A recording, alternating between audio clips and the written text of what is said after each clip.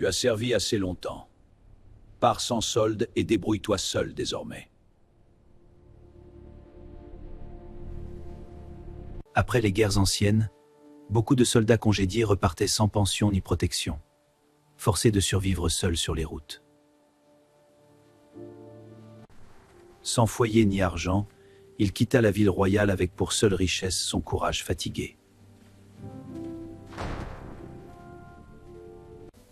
Toute la journée, il marcha sans savoir où trouver un lit, ni même un morceau de pain. Avant l'éclairage moderne, une simple lampe visible dans les bois pouvait signifier la survie pour un voyageur perdu. Je peux t'abriter cette nuit, mais demain tu travailleras pour moi.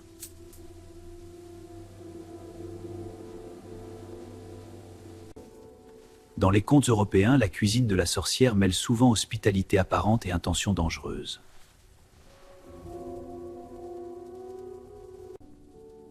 Le repas était maigre, mais pour un homme affamé, il avait le goût d'un festin.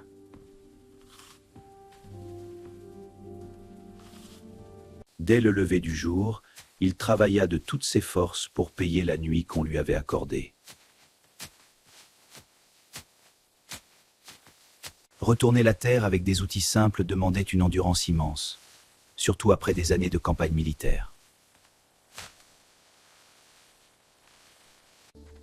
Tu resteras une nuit de plus si demain tu fends tout ce bois pour moi.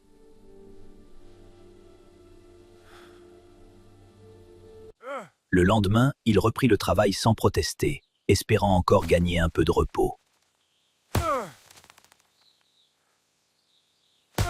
Les bois durs comme le chêne ou le hêtre étaient précieux pour chauffer une maison pendant tout l'hiver.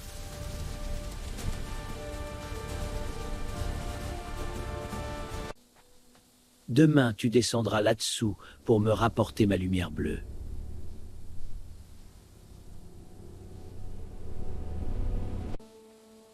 Les puits en pierre étaient essentiels à la vie quotidienne, mais dans les contes, ils deviennent souvent des passages vers l'inconnu.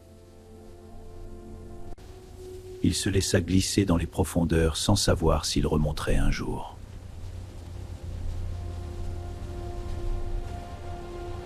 Au fond du puits, il trouva l'étrange lumière bleue, vive et tranquille, comme si le temps n'avait aucun pouvoir sur elle. Passe-moi d'abord la lumière, et je te tirerai jusqu'en haut.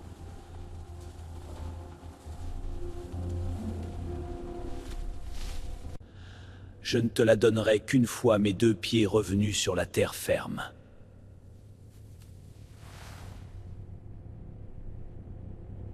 Les flammes bleues ont souvent été liées au merveilleux dans le folklore, comme si elles annonçaient un trésor ou un pacte caché.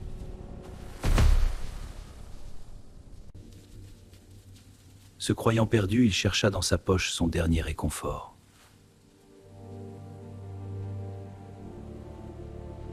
Le tabac à pipe était courant chez les soldats errants, léger à porter et facile à partager sur les routes.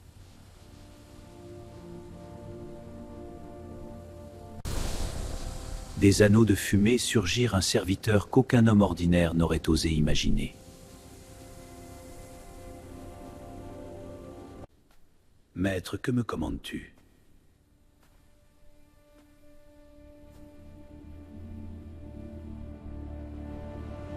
Dans le folklore européen, les trésors enfouis, gardés sous terre, symbolisent souvent une richesse que seuls les plus éprouvés découvrent. Le soldat prit seulement ce qu'il pouvait porter, sachant que la sortie valait plus que tout l'or du monde. Guidé par le petit esprit, il retrouva la terre ferme avec la lumière bleue soigneusement gardée. Les contes des frères Grimm n'adoucissent guère la faute volontaire. La punition y tombe vite et durement. Les grandes auberges et les bons tailleurs étaient les premiers signes de réussite dans une ville ancienne.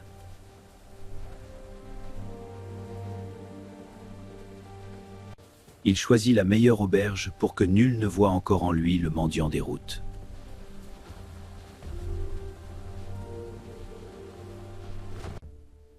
Il fit préparer un logement digne d'un noble, afin que sa revanche commence dans le confort et le secret.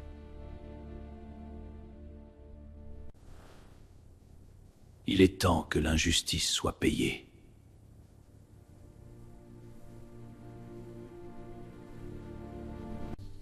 Les chambres royales étaient autrefois parmi les espaces les mieux gardés d'un royaume, mais la magie ignore les serrures.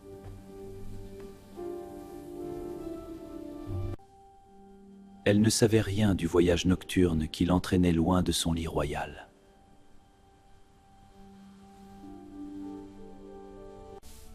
Sous l'enchantement, la fille du roi dut servir comme une humble domestique.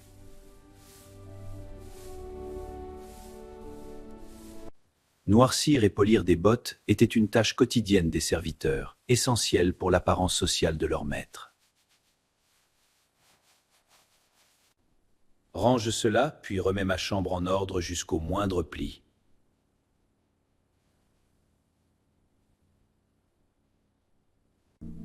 Au premier chant du coq, la princesse fut reconduite dans son lit comme si rien ne s'était passé.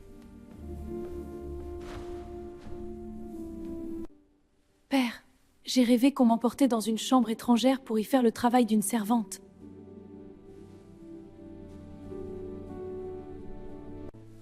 Si l'on t'emporte encore, ces poids traceront le chemin jusqu'au coupable.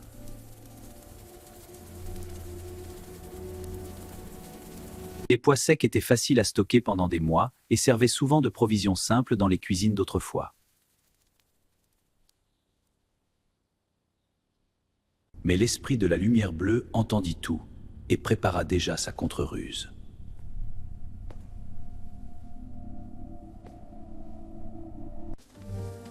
Avant l'heure convenue, le nain dispersa des pois dans toute la ville afin qu'aucune trace ne puisse être suivie. Au matin, ces graines anonymes ne diraient rien de la destination de la princesse. Au lieu d'un indice, la ville trouva un étrange festin tombé dans toutes les rues pendant la nuit.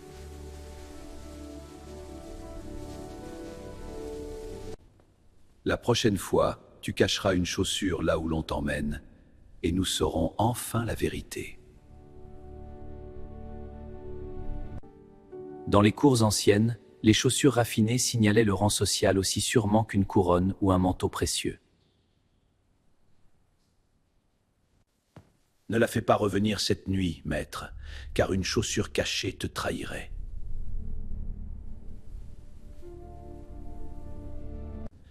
Qu'elle vienne encore. Je ne crains ni ses ruses ni celles de son père.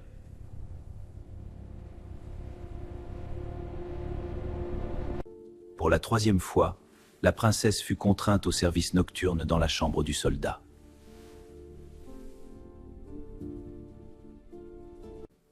Avant de repartir, elle laissa derrière elle un signe que nul enchantement ne pourrait effacer. Dans les villes anciennes, une fouille ordonnée par le palais se faisait en public pour montrer la force de l'autorité.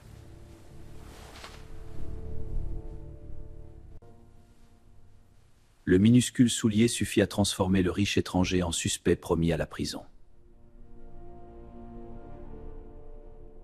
Il n'avait déjà plus d'avance sur le destin lorsque les hommes du roi le saisirent près des portes.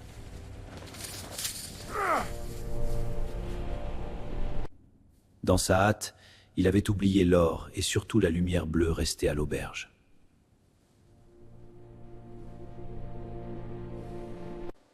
Ami, rapporte-moi le petit paquet laissé à l'auberge et je te paierai tout ce qui me reste.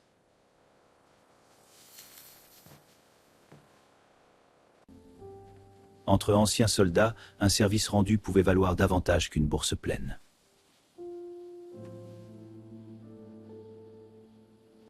Le soldat avait récupéré ce qu'aucun juge ne pouvait comprendre, la source réelle de son salut. Les faux juges aiment les salles imposantes, car l'injustice se cache souvent derrière la solennité. Les sceaux de cire rendaient un ordre officiel, visible et difficile à contester dans les royaumes d'autrefois.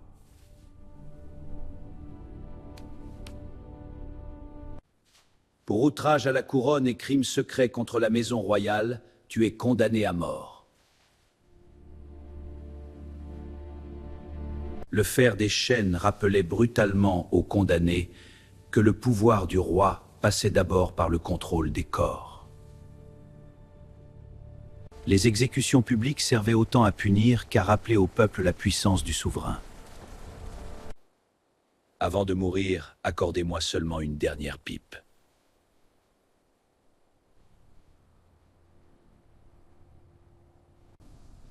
Le dernier plaisir du condamné devint l'étincelle qui allait renverser tout le jugement.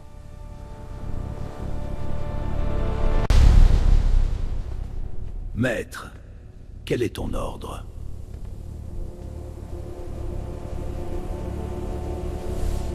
En un instant, les hommes d'armes s'écroulèrent comme des quilles sous la force de l'esprit.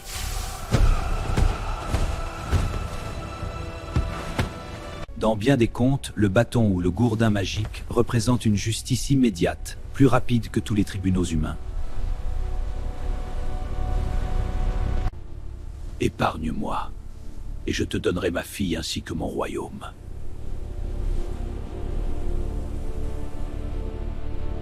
La princesse comprit alors que le destin du royaume basculait devant elle en quelques respirations.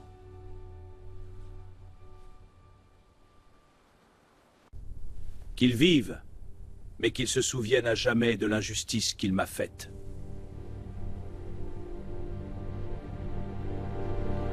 Dans les royaumes anciens, les mariages princiers servaient souvent à refermer une crise et à montrer au peuple que l'ordre renaissait. Ainsi le soldat, autrefois rejeté, s'approcha du bonheur avec la même fermeté qu'il avait montrée dans l'épreuve. Les mains qui avaient connu la guerre et le service forcé se rejoignaient enfin dans une alliance choisie.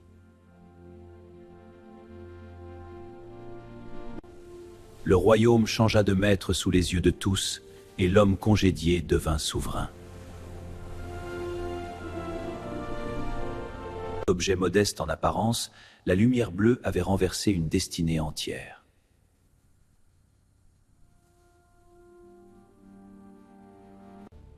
Ceux qui avaient connu la dureté des camps reconnaissaient en lui un chef né de l'épreuve plutôt que du privilège. Les cloches annonçaient autrefois les grandes nouvelles du royaume, des fêtes au couronnement, bien avant les journaux et les affiches. Les contes gardent rarement longtemps la mémoire des guerres, mais elles laissent sur les hommes des marques que nul royaume n'efface. Ces blessures racontaient mieux que n'importe quel discours pourquoi le renvoi du roi avait été si cruel.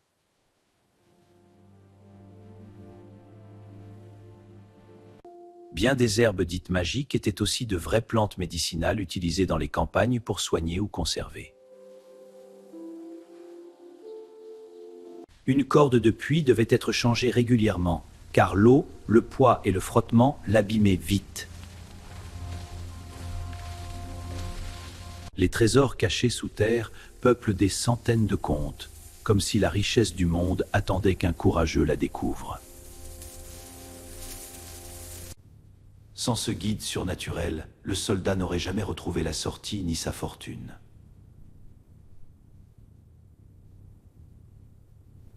Les chambres les plus coûteuses affichaient leur luxe par les tissus, car le velours et les brocarts retenaient la chaleur autant qu'ils montraient la richesse. Le travail manuel laissait des traces visibles sur les mains, signe immédiat d'une condition sociale différente.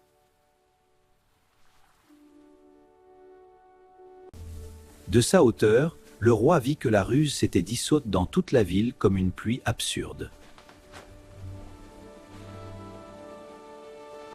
Les clés massives des prisons symbolisaient un pouvoir très concret, ouvrir ou fermer le destin d'un homme.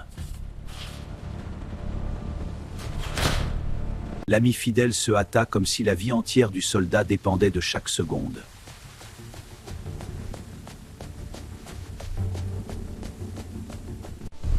Les foules venues voir une exécution espéraient une fin annoncée, jamais un miracle renversant l'autorité devant tous.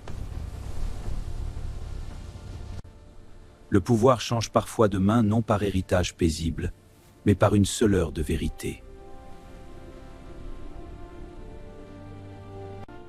Le banca était dans les cours anciennes la preuve publique que la paix et la prospérité avaient été rétablies. Dans les récits de cour, la musique accompagne souvent les réconciliations sans jamais troubler la dignité des nouveaux souverains. Le peuple acclama celui qu'on avait voulu perdre, car la justice retrouvée se voit aussi dans la joie des rues. Le bleu évoque souvent dans l'art européen la fidélité, le mystère et la profondeur de l'invisible. Ainsi le soldat conserva la lumière magique, épousa la princesse et régna avec la mémoire de l'injustice qu'il avait vaincue.